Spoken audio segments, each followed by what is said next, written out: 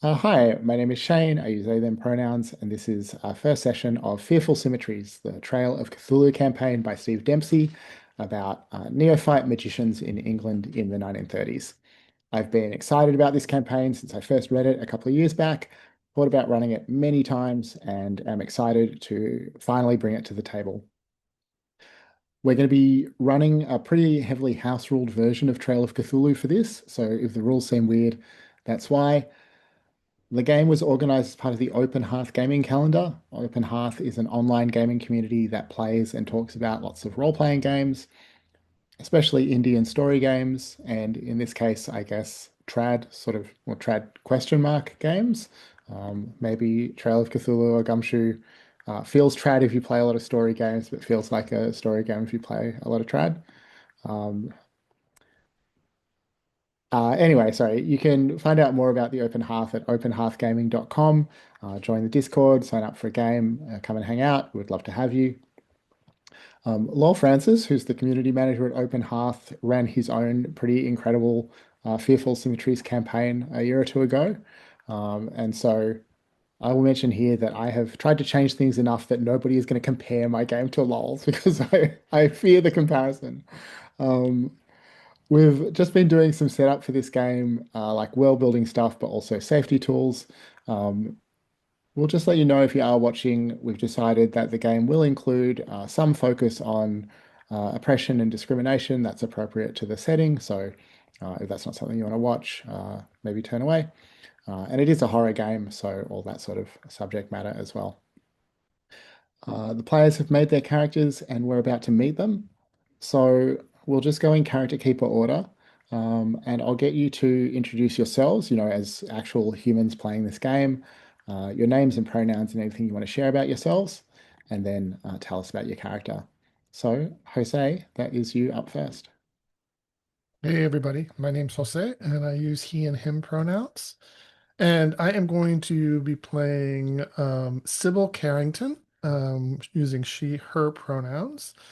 And Sybil is one of the younger daughters of an aristocratic family in England.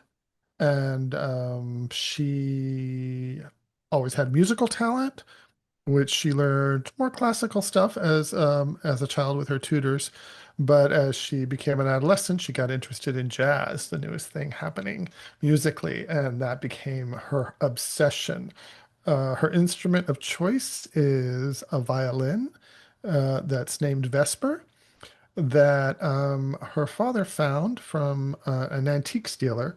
And the provenance of this violin is somewhat obscure, but some say that it may have been used by a fiddle player during the French Revolution, during when executions were being taken were happening.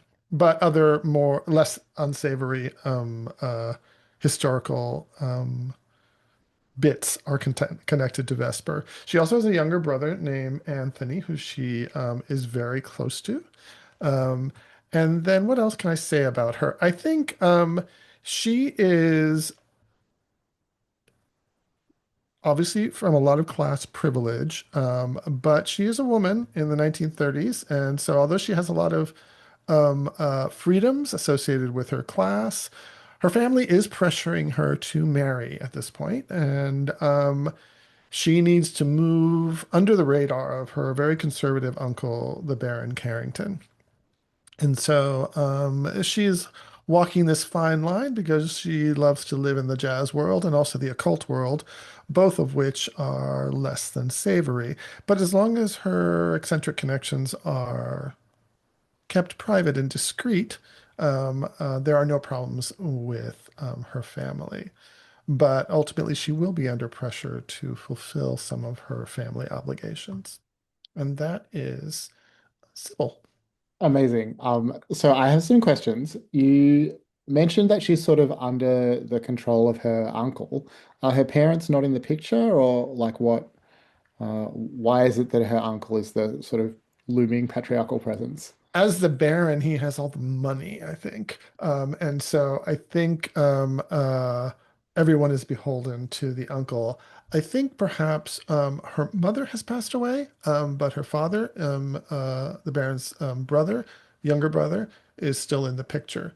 But her trust fund and her wealth are always contingent upon the Baron's approval. And if something were to go very wrong, or if there were to be some scandal, she could lose all of that. Amazing. And what, tell us more about Anthony. Maybe you want to do this with Stephen, because I know you also have a connection to Anthony, but what makes Anthony like such an important person to you? I think Anthony is I'm not really very close with my older siblings, but Anthony and I were born a bit later. And when Anthony was born, I immediately felt a strong connection to him as my younger brother. I've got maybe 5 years on him, 4 or 5 years, and he is a gentle soul, um, and maybe a little bit unusual in his thinking, um, and not always appreciated by everyone. So I have a protective instinct around Anthony, and I try to keep him out of trouble as much as I can. Nice. Um, and the other thing is like, where has your interest in the occult come from? Ah, right. Let's see, where has my interest in the occult come from? Um, I'm gonna say that, huh, Do you want us to I've come back to seen. you? Or you can think about it some more. Oh yeah, sure. Yeah. Then I'll give you a little something a little bit more coherent. I haven't thought about that question. Yes. That's okay. Thank It you. doesn't have to be coherent, but if you want more time, that's okay as well. Yeah, give me a little bit of a moment and Sure. come back to me. All right. Well then, Stephen, do you want to introduce yourself and Owen?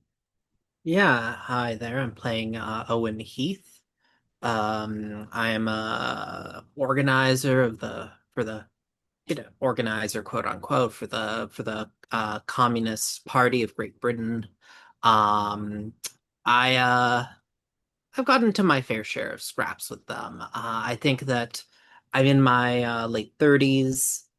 I was a veteran of World War I. And I think that there's I'm thinking here that I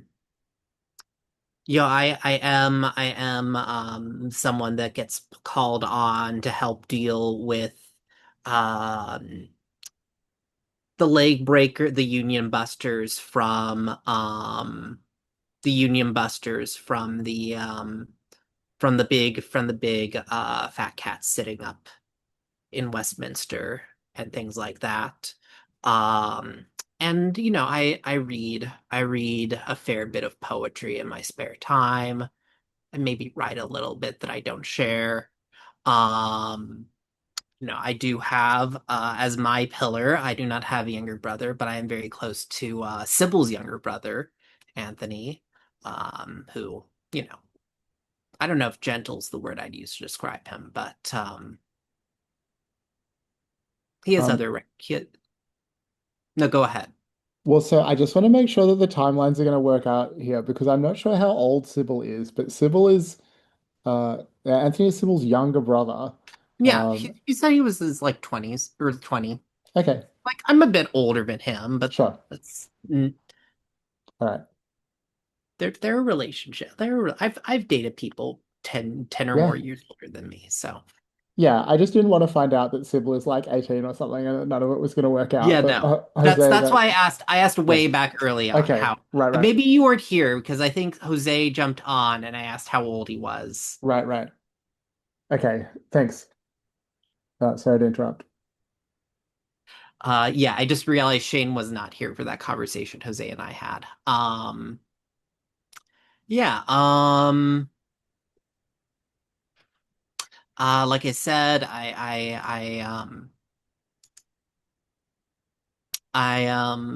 I think there's some degree that I am aware of the supernatural, at least from the lore of working class folks.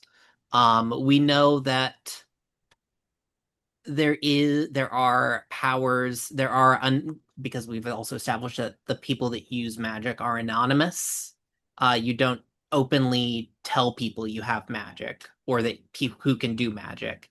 And I think there is an open suspicion that magic is used to oppress the working class. I'm interested in laying claim to some of that and maybe turning it on the landlords and whatnot. Um, yeah, that's Owen. Oh, that's great. Um, just thinking about whether there's anything else that I wanted to ask about Owen. May I ask The a question? Please. This poetry that you write, is it about the glorious struggle and the inevitable victory of the proletariat, or is it more romantic, like flowers? What kind of poetry is it? Um, I don't think it's romantic. I'm trying to think of the right word. I have a word in my memory. I think it's like actually like I think it's more thoroughly modernist. Like I think that like Owen reads good poetry, I'm think. Like he doesn't read bad poets. And I think he is reading like like the recent poetry to come out of like Virginia Woolf's publishing house, for example. Cool deal. Thank you. Besides older stuff, we talked about William Blake because apparently that's important in the setting, and I think he does read William Blake as well. Um, So I would is say like towards modernist, more modernist poetry. um, is he like making a living as an organizer for the Communist Party, or does he have like a day job? Um, I think he does probably have a day job. I don't know what it is Sure. that yet, but I'm leaving that vague until Yeah. it becomes important. Cool. All right. That sounds awesome. Thank you very much. T, do you want to introduce yourself and George? Sure. I'm T, she, her. And I will be playing George Bennett, also she, her, uh, who I would say is, for the time period, fairly gender non-conforming. She is we were looking up university ranks in the UK earlier. She's a research fellow in natural history, which she I think has gained through her own merits, but also because a former lover of hers, an American heiress, endowed the fellowship for her. So she has a degree of financial autonomy, but is very much trapped within a bureaucracy that is actively hostile to her. Um, Particularly because her main research focus is in debunking spiritualists. Like many people, she lost her loved ones during the Great War. And I think currently she has no, immediate family. I think she lost both her father and brother, and did not have had lost her mother previously. Like many people, she turned to spiritualists and discovered that they were defrauding the grieving, and has been on a fiery crusade ever since. And has on her wall a series of framed newspaper clippings of the various spiritualists she's debunked. Um, I wouldn't necessarily say that she is inherently harsh, but she certainly does not suffer fools gladly, and her uh, bucket for what counts as a fool is pretty big. Uh, and she's quite close to her research assistant and protege, Carrie Worthington, who is also drawn to academic pursuits. Oh. And so, I mean, I'm interested in how it is that you have moved from debunking fake spiritualists to becoming a real spiritualist in your own right. Yeah, I mean, I think she's a very thorough, systematic person. And I think eventually she ran into someone who wasn't lying.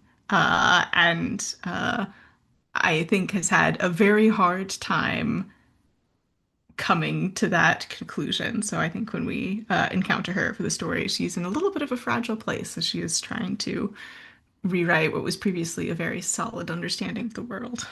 Yeah, exactly, Fabian. All right. Awesome. Thanks very much. And Puckett, do you want to introduce yourself and Jack? Hey there, my name's Puckett. I use he, him pronouns. I have been around for pretty much forever, it feels like.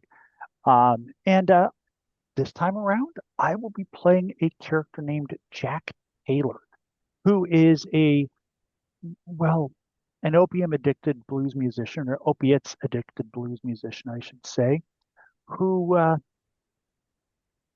scarpered to England from the Delta. Um, why? Jealous husband, righteously angry husband, unpaid debts, some sort of organized crime element after him. Who can say? There's rumors that he sold his soul to the devil at a crossroads, and he thinks if he can just get the hell out of the country, maybe it won't count. Uh, Nobody told him there's plenty of crossroads in England. But at any rate, he's here and he's kind of stuck.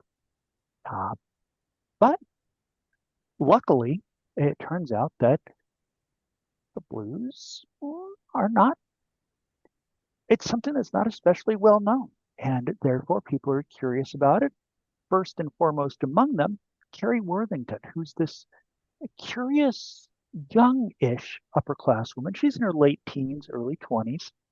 Her family is wealthy enough that she can be considered the eccentric daughter, and people kind of tolerate and don't talk too much about her unseemly carryings on.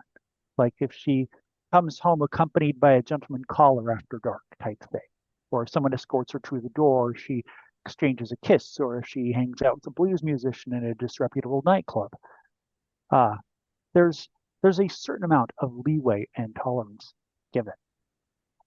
Jack's other pillars are his beat up guitar, which is really beat up, looks like it constantly needs something done to it, although who can actually say what? At this point in time, it's probably more replacements than guitar. So, Theseus's guitar, I suppose. And his belief that music can somehow still save him from his addictions, from the hellhounds on his trail, whatever those are, find out and play. And maybe, just maybe, he can survive all of this and somehow find a degree of happiness, which, as we know, always happens with blues musicians. Hmm.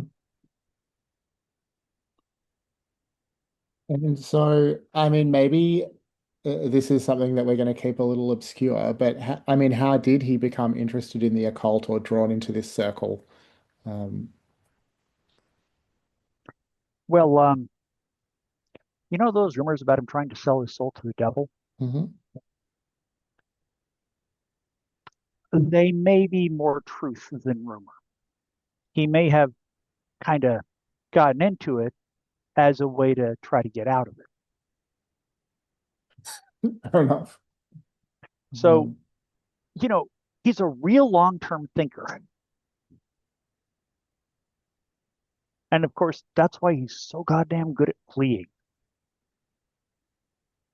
Like, running away is one of the things that he is best at. Excellent.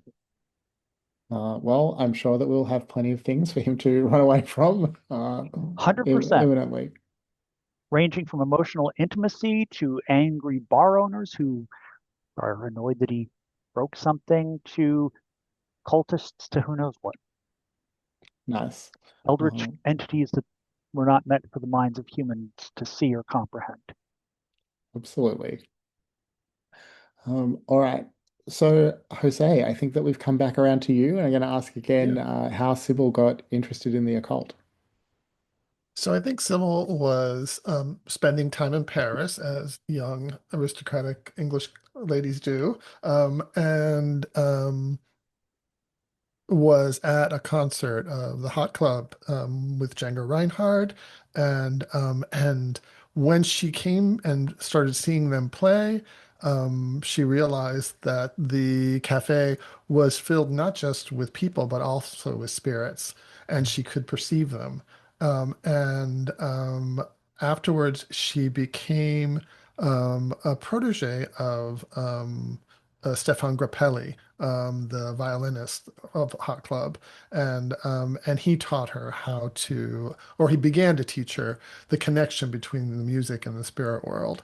And she's very intrigued to learn more. So now that she's back in England, she is trying to find a way um, to, but her motivation, really, her drive is artistry more than anything else.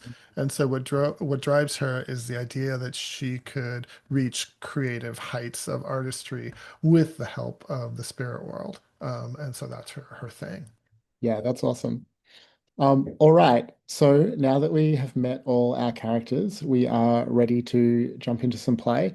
But we're also near the top of the hour. So let's take a short break here. We'll make it 10 minutes and we'll come back at 5 past the hour and kick things off. Okay. I'm just going to kick off then. So as we start, you are about to be sort of finally formally initiated as magicians. So far, your knowledge of the occult has been largely theoretical, but Lizzie Weiberg has prepared you for a ritual tonight that will open the world of the spirits to you. And for weeks now, she's had you studying, sort of spiritual and somatic techniques to prepare you, maybe fasting, meditation, etc. And to start us off, I'd just like you each to give us like a short scene or vignette showing us just something about your character's life, recently, just to sort of, like what we see of them in the opening credits type deal. How they've prepared for the initiation, or just a scene from their ordinary life, maybe around your pillars, but it doesn't have to be. Just something that's happened in the last week or so, or what you're doing right before you head to the Radcliffe camera for your initiation. We'll do this again in character keeper order if that's okay. So tell us about Sybil.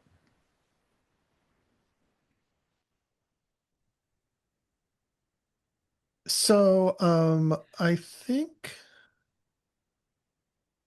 Sybil is in her bedroom, um, which is quite lavish. And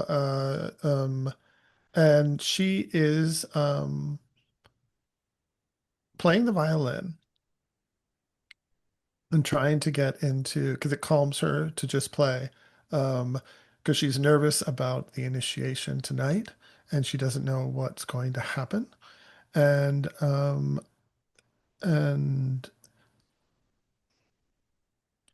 and I think there's a knock on the door, and her maid sticks her head in and says, "Milady, is there anything you need?"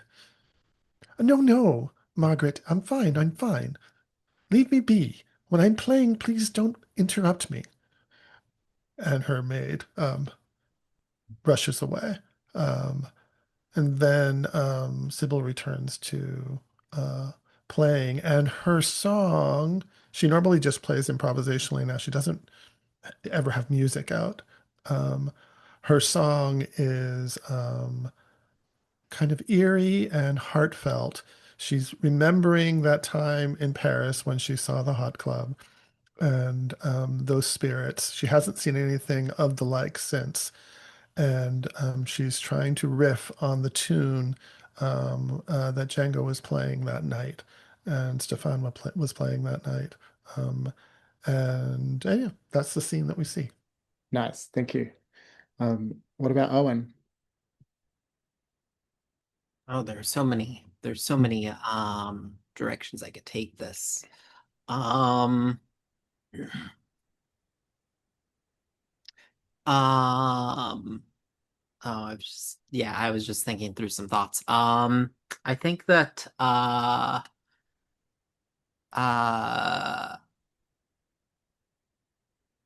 yeah, I think that we open we're in Owen's small flat, one room flat. Uh he and Anthony are tangled in the sheets the morning after a long night. Uh, I think there's this like I never really described Owen, but I do think like from the stats physically, he has eight battle and three intimidation. He's big. He's big and beef. I think we said beefcake at some point. I imagine. Let me know, Sybil. I imagine Anthony has to be a lot smaller. Oh yes, he's petite. Yeah, yeah, yeah. Uh, I think like I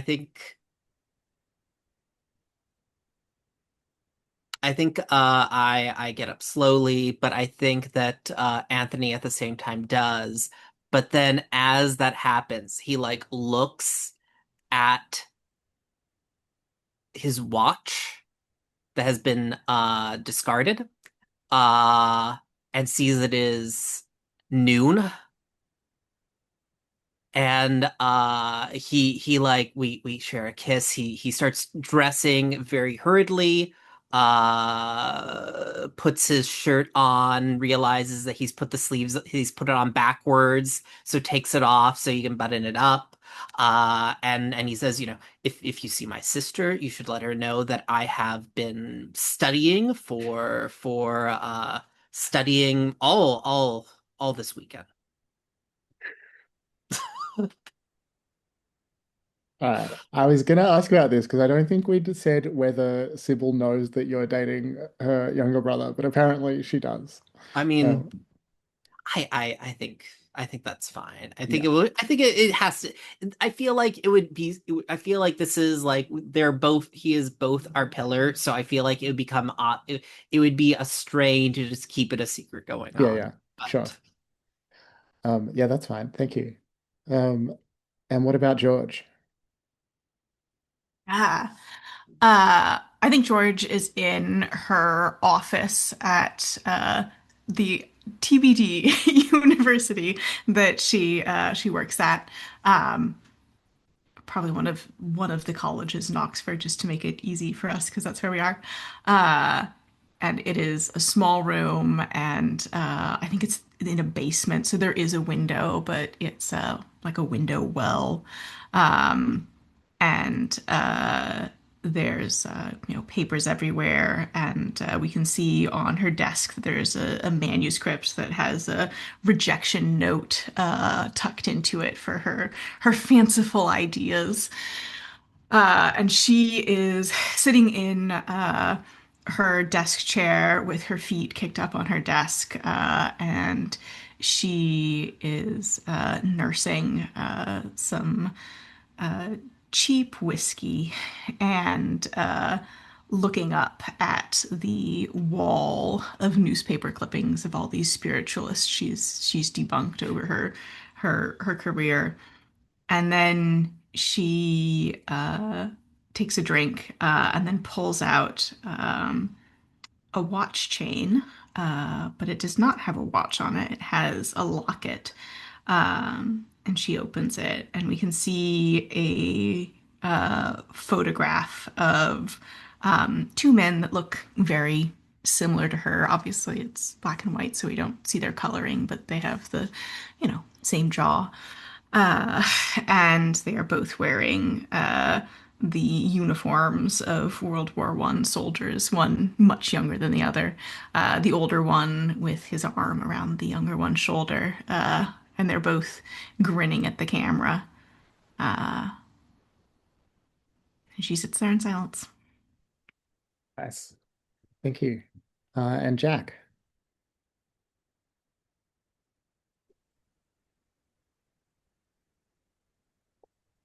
Cinematic London street. And around the corner, here comes this dude wearing dirty clothes, shoes that need to be patched up, and he's running like hell. And behind him, a little bit farther behind, are two very large individuals who look as though they wish to have a conversation with him and maybe shake some money out of his pockets. And this is when we realize how Jack got to be so good at running away. Because as he's sprinting down this street, he's evaluating every possible means of escape. The ladder to a fire escape, an alley to the left, a, an ash bin to the right, an open sewer drain.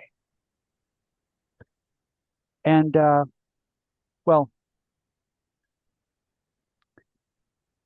Without thinking too much about it, he quickly ducks into that alley to the left and rolls behind a pile of trash,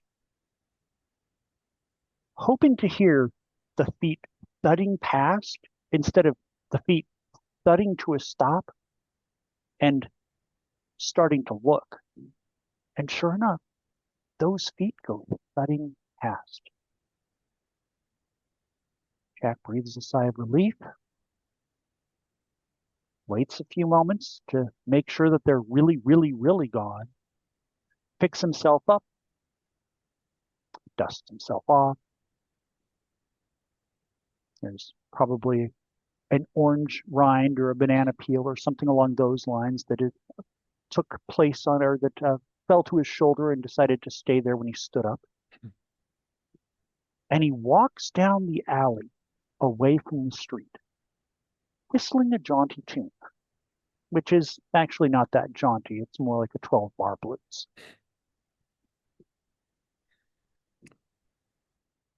Nice. All right. So as we get started, I just want to touch on how you get XP in this game. So essentially, you get 1 XP at the end of each session for free. You can get a second XP if you've done something that touches on or expresses one of your keys. So you may have done that already. It's very open to you how you interpret that, but that's up to a maximum of 2 XP per session, one for free and one for touching on one of your keys. So yeah, be looking for opportunities to express those if you haven't already. Is there a reason the keys have tick boxes next to them? Um, yeah, maybe we'll talk about that at the end of the session when we're doing XP, but Okay. don't worry about it for now. Um, the So we are going to pick up now with your characters arriving at the Radcliffe Camera at Oxford. Uh, Lizzie Weiberg has set up a ritual space in the basement where you will begin your initiation. If you don't know, it's a very beautiful domed library, one of Oxford's most beautiful buildings. Yeah, I'd encourage you to Google image search if you haven't seen it before. You're all arriving after closing. Ms. Weiberg's servant Barclay leads you back and down, past the rows of shelves and desks into a small entry space down in the basement. Lizzie Weiberg, you've all met before. As always, she's very extravagantly dressed. She could be at a dance hall. She's wearing, a flowing white dress with enormous shoulders, long strings of pearls. And the space has been laid out with big cushions on the floor where you can sit, and an enormous spread of food. There's rice and curries and flatbreads. Um, she invites you to sit, please eat, make yourself comfortable. You'll need all your strength for the ritual tonight.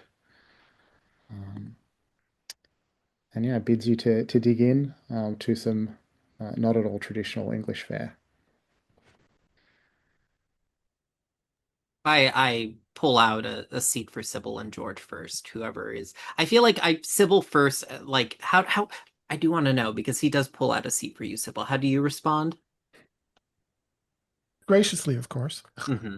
How do you respond, George? Yeah, I think a little bit of a smile, but she'll allow it. Okay. Then he sits. I'll walk over to Lizzie and say, um, I need to do something before the ritual to make sure I'm fully prepared for it. Is there maybe a fainting couch about, perhaps, or is there a room with a little bit more privacy? I think that she'll tell you that you're about to be joined fundamentally with the three others in this room in a mystical bond that surpasses all notions of bourgeois privacy. And anything that you need to do, you can do in front of all of us. Are you sure that you want to be subject to the side effects of it? I'm trying to be respectful and pay attention to my fellow initiates and you, of course. I'm afraid you'll find that Oxford is not well equipped with suitable spaces of the kind you're proposing. Um, I think it is very much preferable that the group are not affected by the sorts of substances you're alluding to. Uh, Exactly. This is why I'm asking if there's a. I just need to get right. That's all. Just enough to get right so my head isn't. uh, Sybil looks around with an expression of perhaps I've made a terrible mistake and says, I mean, I suppose there are bathrooms upstairs. Would that be suitable? I don't suppose I'll get much better than that. No. Um, there are Uh, painting couches in the women's lavatory, are there not? There are also, from time to time, women. I mean, the library's closed at this point, so I don't think that anybody you're likely to run into anyone upstairs. Um, she'll just gesture for Barclay to take you up and show you what you need. Okay. And I'll vanish for, well, what I think is probably 5 to 10 minutes, but it's probably closer to 45 to an hour. And as Jack leaves, Sybil leans over to George and says, "Well, it seems we are all resorting to our poisons today to prepare for the ritual." And she looks at George pointedly and says, "Whiskey, George?" Uh, George shrugs a little bit and says, needed to settle my nerves. My nerves are also a little bit tweaked today. I've been playing all day, and I still don't feel at ease. What do you think we can expect from this initiation? George crosses her arms and kicks back and sighs deeply and says, well, if it was fake, I could give you the blow by blow, but Yes. the real stuff. Owen, you know?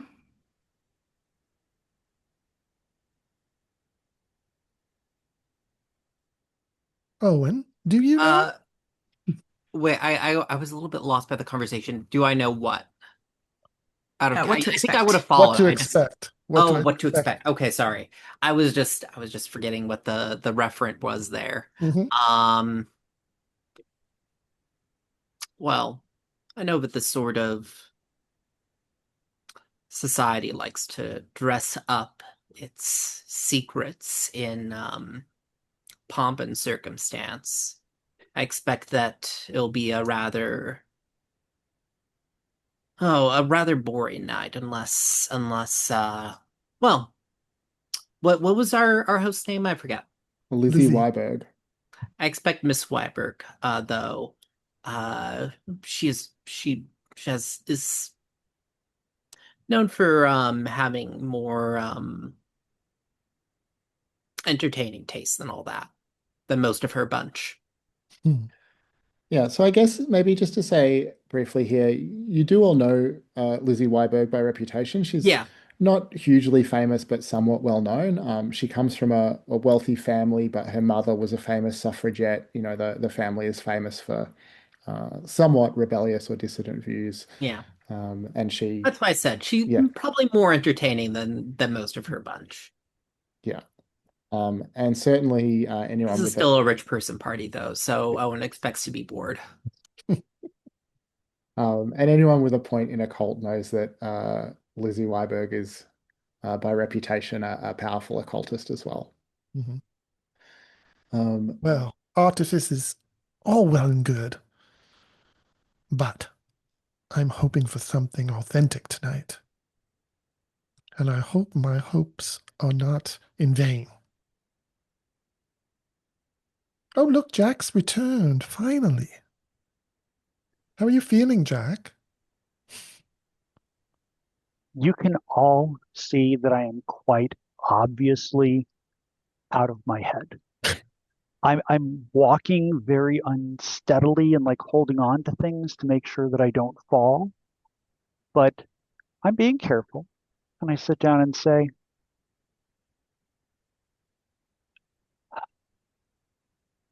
I feel so much better. I'll bet. Very good. It's a good thing that I wasn't that hungry. I seem to have missed dinner. But do you have any port or whiskey or Certainly, scotch? there'll be drinks. Barclay will bring you a drink of your choice. Um, Is anybody Lizzie, else worried about Jack at this point? No, I think is Sybil anyone just not pats worried your about hand. Jack? Sybil just pats your hand and says, "It's good to have you here, Jack."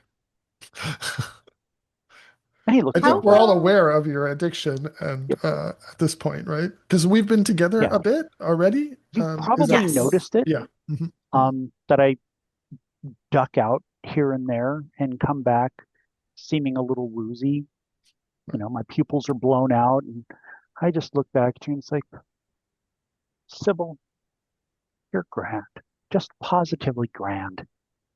I don't say it, but like most of her class, Weiberg is better than most, but like most of her class, she likes to accrue broken pets so that she can feel charitable. Do you say that out loud? No, I don't. That's you. Shane just asked me what I think about Jack. Oh, I see. All right. And I, So, I look at you and say, Sybil, I don't think I say this enough. In fact, I may not have said it at all. I love you. Not in any not that I want to go out with you or court you or anything of the sort, but just I appreciate the totality of your human beingness. all right, Jack, that's quite enough. Lizzie is ready to get moving now. Lizzie's ready to go. Um, she's gonna say, so I've told all of you, parts of this separately, but I think it's important that I tell you all together so that we're all on the same page. I believe that Alfred Watkin is correct. England is crisscrossed by traditional lines of power called lays. They date to pre-Roman times. Where the lines cross, they form places of power, to which a magician can attune and draw magical and spiritual power from the land. This lay network has fallen into disuse, and that has allowed it to become corrupted by an outside force, a kind of darkness. And this represents both a danger and an opportunity. The darkness must not be allowed to spread and dominate all of Albion. We must fight back against it. In fact, you must fight back against it by finding and attuning to these places of power, driving it back, driving it out. I know it sounds beastly dull, but I really think it will be the most marvelous adventure for you all. And that brings us to, Lizzie, you said these ley lines cross each other. that's right. Would that be anything like a crossroads in the American tradition? Places of power are often marked in some way, standing stones, dolmens, crossroads, perhaps in some cases.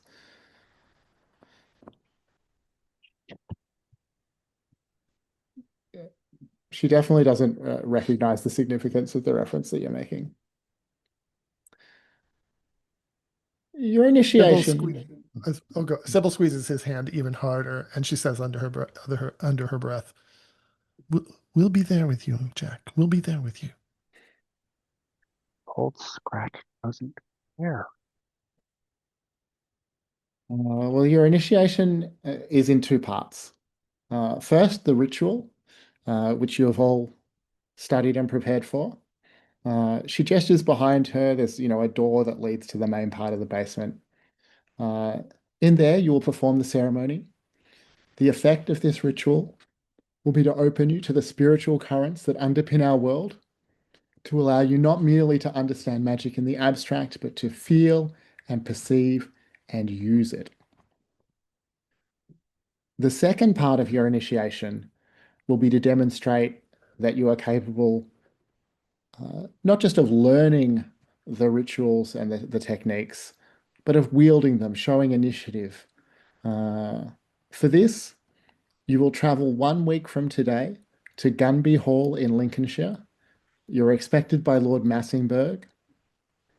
I believe that in or near the hall is one of the places of power that we've discussed. To complete your initiation, you must identify and attune to that place. I don't know what you'll find there. It may be simple or complex, safe or terribly dangerous. But if the four of you cannot complete this task, it will show that I was wrong about you and that you will never succeed as magicians. You must understand that initiation will change your life utterly. Up until you enter the ritual space, it's open to you to reconsider this path, to back out, return to the lives you've known to this moment. It is the safe and prudent choice, and there is no shame if that's what you decide. But if you continue beyond that threshold, you will experience things you cannot now imagine. The path that opens is a path that you cannot but follow wherever it may lead. You may come to curse me for what I've shown you. You may wish that you had run screaming from this place, but you will never, ever be able to go back. Before you begin, do you have any questions for me?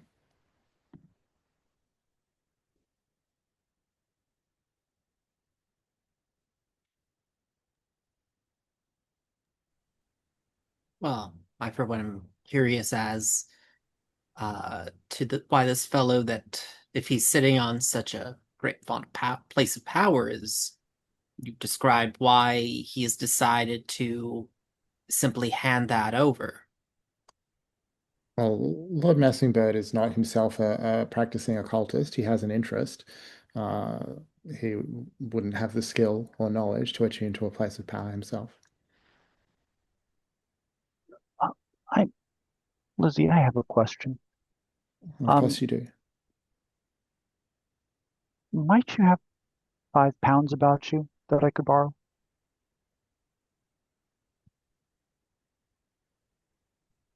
Hmm. I suppose I do. Barclay will assist you on your way out. I greatly appreciate it. Thank you. I breathe an audible sigh of relief. Very well. If there are no other questions, No questions on my George. part. George? Uh, George looks to Sybil and says, we'll be meeting spirits in there. in the ritual chamber, Mm-hmm. hmm, spirits will be present. I don't know that I would say that you'll be meeting them per se.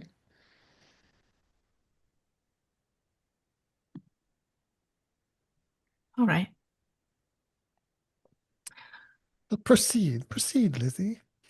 Well, uh, one of the four of you will need to lead the ritual. Who will it be? Um, I and nominate Sybil.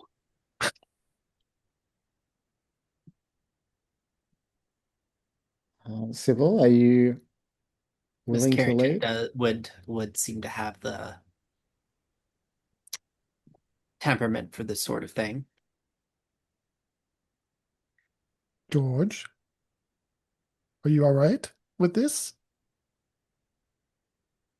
If it wasn't, I wouldn't be here. You've got the better voice.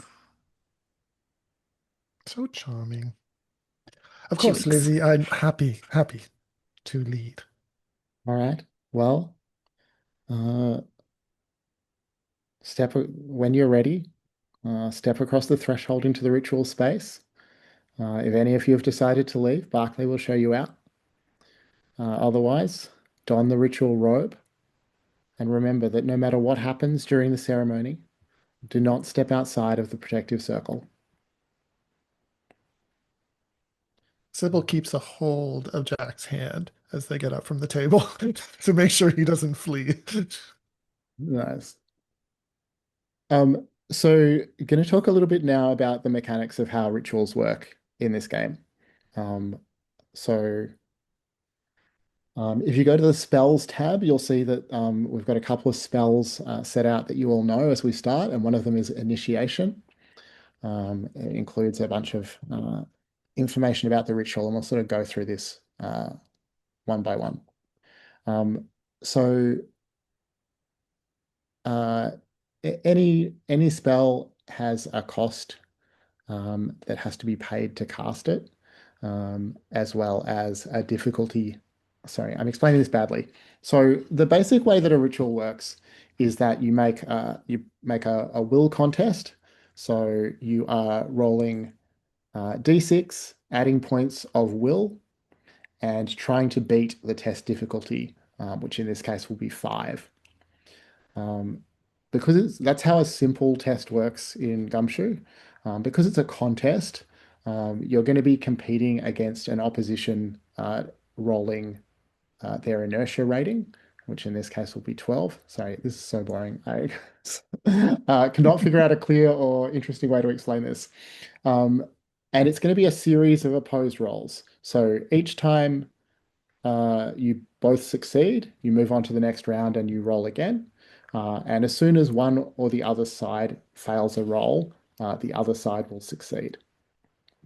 Does that make sense?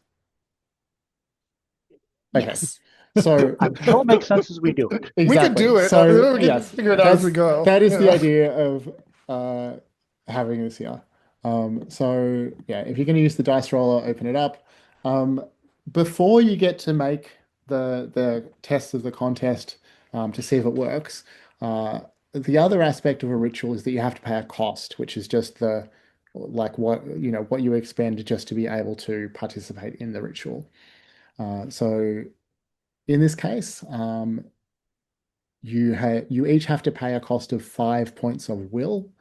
And it says, with appropriate descriptions, players can spend points from other general abilities, for example, health to represent fasting, athletics for ritual dancing, etc., at a rate of 2 points of another ability for 1 point of will.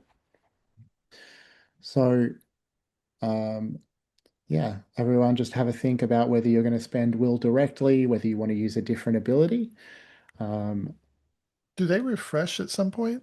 Yeah, sorry, I should have said that. So all of these abilities will refresh before your first adventure. So you're pretty free to spend them here. Okay. You need will for the actual ritual For the contest ritual. itself. So that's the Mhm. main reason that you would think about using your Stealing from other something abilities. else. Yeah, Yeah. exactly.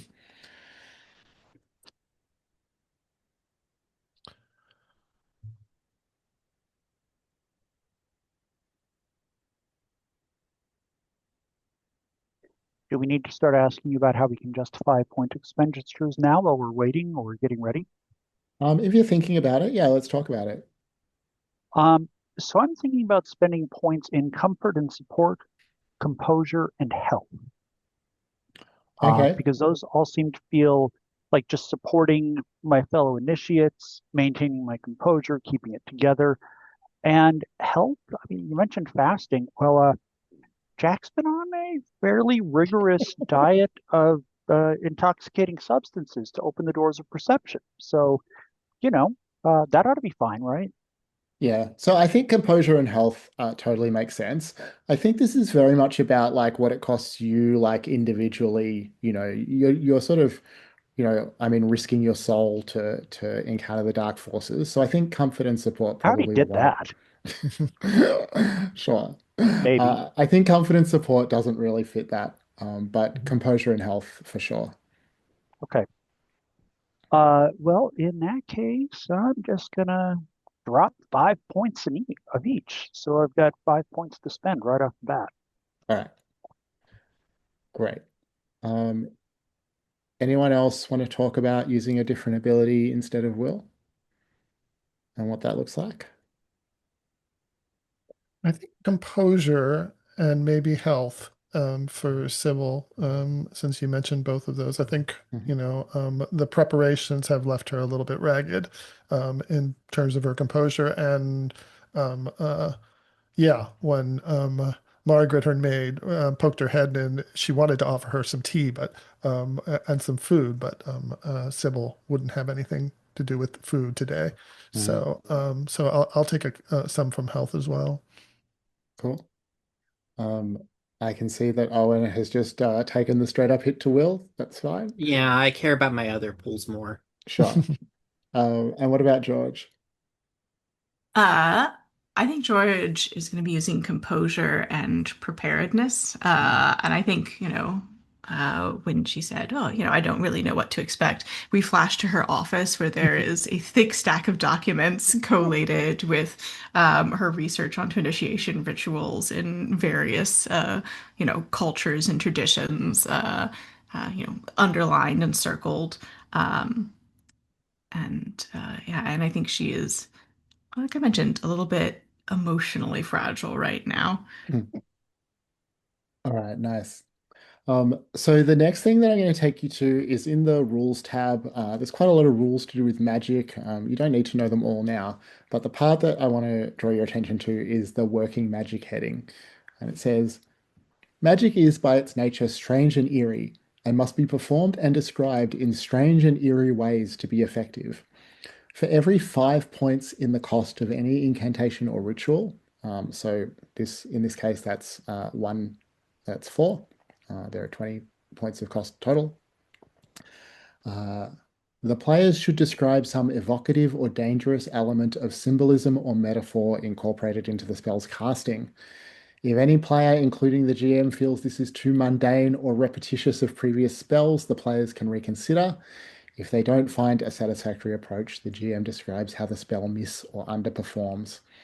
And there's an example given about summoning the shade of a dead person with a will cost of 15, and the players decided it required a sod of earth from their grave, the accompaniment of their favorite piano piece, and a half bottle of, I'm sure I'm mispronouncing this, Montrachet 1928.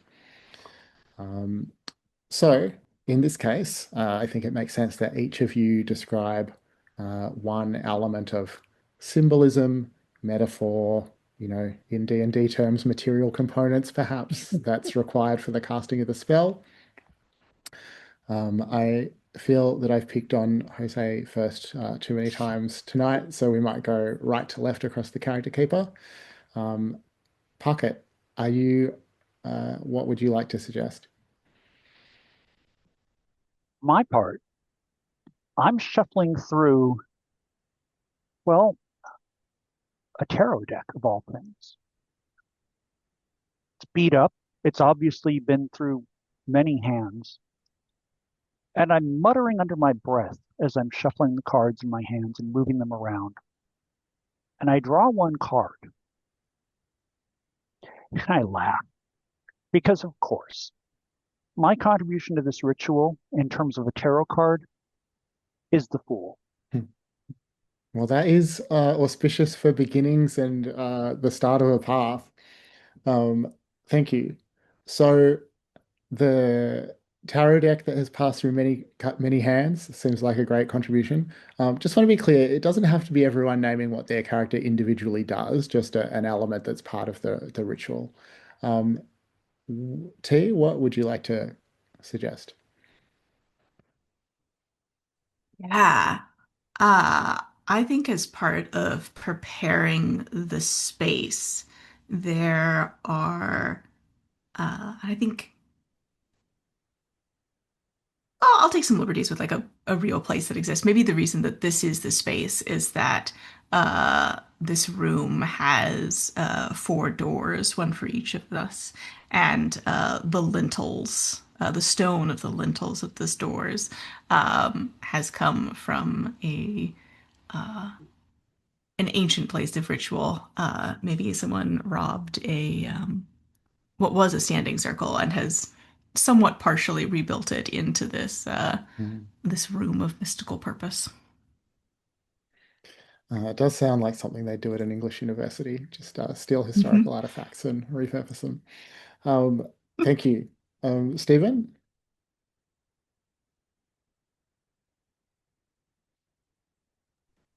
I think that the table we're doing this at is carved it with all these. Well, no, because we're not doing we decided to go specifically with spiritualism. So I'm gonna avoid like kind of more like magic with a K type stuff. Um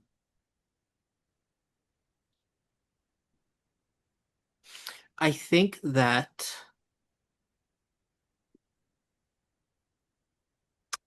yeah, I think that part of this is at the table there. Oh, this is, I guess this is again, this is, let me double check lines and veils. Okay. I think that there is a carafe of wine that has at the bottom of it, it has been steeping with a lump. And it is that lump that is kind of unrecognizable is the dried heart, human heart. That like this requires the initiation requires that you create this connection with the dead. Nice. And Sybil, what about you?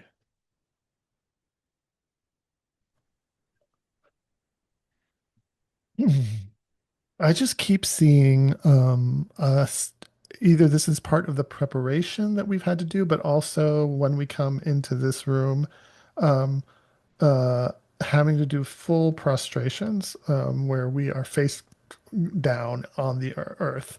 Um, uh, and chanting and saying out loud kind of our submission to the forces of the spirit world.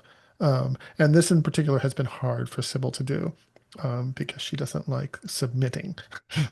But this has been one of the most challenging parts of the ritual for her. So yeah, that's what I would say. Nice. All right. So Sybil, I'm going to get you to make your first will test as part of the contest. Okay. So the way this works is you choose how many points of will from your current pool you're going to commit to the roll, and then Okay. you roll d6. So the difficulty for this is 5. If you commit 4 points, then you will just automatically succeed. Okay. If you want to risk it, you can choose to invest fewer points. Because it's a ritual, you can borrow will points from the other characters, Hmm. um, as long as they're willing, and by participating in the ritual, they've essentially agreed to that. Right. Um, you can also, your will can drop below 0, Mhm. unlike most of the other abilities, but you probably don't want to do that Don't if you want can that. avoid it. Um, Will so, there be will requirements later on in the ritual, or is so I'm just trying to think this, about how to like hold so these out. specifically, what you need is to uh, beat the inertia rating of the opposition 4 times. So you're going to need to succeed at 4 will tests. Oh wow. So I don't want Um, to like spend them all in one spot. So there's no Yeah. reason to spend more than 4 on any one roll. Right. 4 is a guaranteed success. There's Hmm. probably a pretty good argument to put 4 into each of them to make sure it works. But I guess it depends how lucky you feel. Do we have that many amongst us? Yeah, because we're gonna have to make Yeah, 4 rolls. yeah. So that would be 16 all up. You could definitely do 16. that. I mean, I have a spare 5 still, so To be clear, each of us rolls once. We're not Sorry, each rolling 4 times. only the leader is going to roll. Okay. Only the leader is gonna roll, but Yes, she's going to roll 4 times. yes. Okay. So it's just okay. I thought it was 16 rolls instead of four No, no. based on what you were describing. Okay. Sorry, it is definitely a little confusing to try and describe, but yes, it's just a total of 4 rolls by the group leader or the ritual leader. Sorry. We have a total of 7, 9, 16. 16 and 3 is 19. 19 and 9 is 27. We have a total of 27. So we've got enough to do 4 points on each Yeah, one, right? yeah. Yeah, okay. Sorry, the only thing that I should have said is that when someone else contributes will to a roll, Mhm. you as the leader get one less point to spend than the number they contributed. So you don't I get see. the full value. But still, there's more than enough for you to do Right. that without anyone dropping to zero, Uh-huh. or below. Or below. All right. Um, so this was set up to be like a sort of training wheels ritual so that we Right. can Yeah. like see how the mechanic works. Right. Um, how many will you spend on your first roll? Well, what do you all think? I should just spend 4, right? That's what I do. Yeah. Okay. I'll Well, spend you've 4. got the points. Yeah. All right. So in So that that case, makes there's 5. no need for us to actually roll. Okay. Um, and at first, this just feels identical to the meditations that you practiced at home. But you notice, the candles around the room start to flicker. All of you sense this feeling in the air like electricity. Um, George, you have the strong feeling that there are spirits here now. And suddenly, all of you have this feeling as if your eyes have been opened for the first time. The preparations that you've done for this, you've learned a lot about the sort of theory of correspondences and why this, astrological configuration corresponds to this metal and this color and this flower and this plant. But now suddenly you see these things from a perspective where the connections between these things are just obvious, and it's hard to believe that you haven't seen them before. You sort of recognize the fundamental connections of the universe. It resonates in your soul. It's a wonderful feeling of the connectedness of all things. Uh, Mike, go ahead and tell us how many points you're going to commit to your second roll. I will just commit another 4. That'll take me down to 1. All right. So I'll need help from the others afterwards. Yeah. Yeah. So, and I mean, you feel that. You feel that you're like on the edge of what you can, what you could do without drawing on the strength of your companions. Mhm. Um, and all of you suddenly feel that your vision starts to darken. That feeling of the interconnectedness of things takes on a sinister aspect, and you feel something ancient and terrible that underlies all existence. And you realize that this is the darkness that Ms. Weiberg had mentioned. You can feel it deep within the English soil, spread all across the country, drawing it down. And you all see, in particular, an image of a broken red ring, almost an Ouroboros. It's been printed or drawn on a surface of some kind.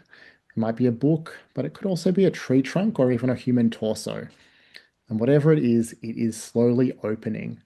And the prospect of whatever might be inside is utterly terrifying to you. Uh, all right, third roll. Are you And I gonna? think Sybil at that point grabs the edge of the table and leans on it forward, and her head's bent a little bit. And she says to her friends, "My friends, I feel a bit spent. Can I'll need your help for this next one." I'll just Uh, grab your hand the same way you've been holding mine for off and on the evening. Thank you, Jack. All right. So if Jack contributes 5 points, that'll be 4 points for the roll and another success.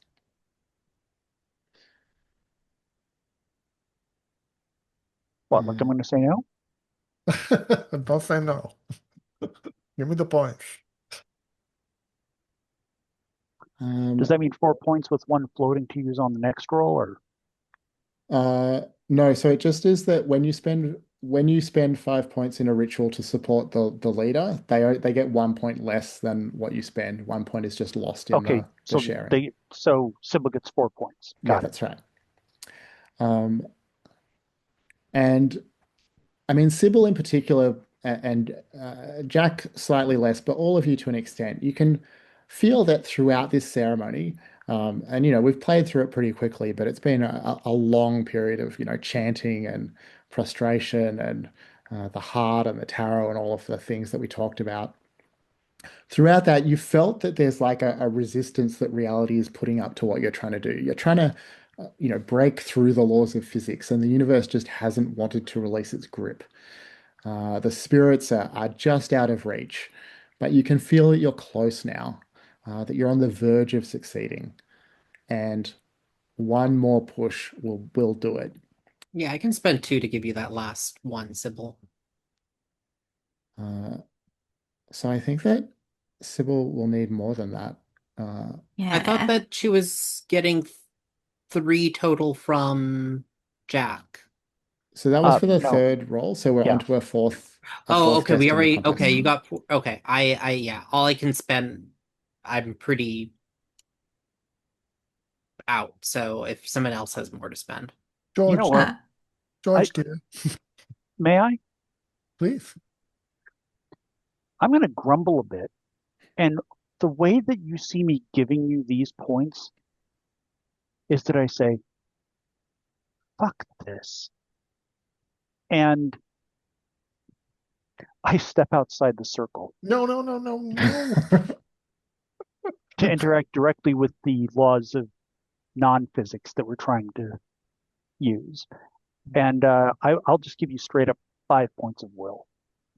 But you All already right. gave me five I points don't of think will. you have I You don't them gave you have yet. it. 5 floating points. So Will can drop below 0, so that will work. Yeah, Oh, gotcha. Oh, you're going below 0. So Hey, you're down to -3 now? Okay. play a character like you stole them, right?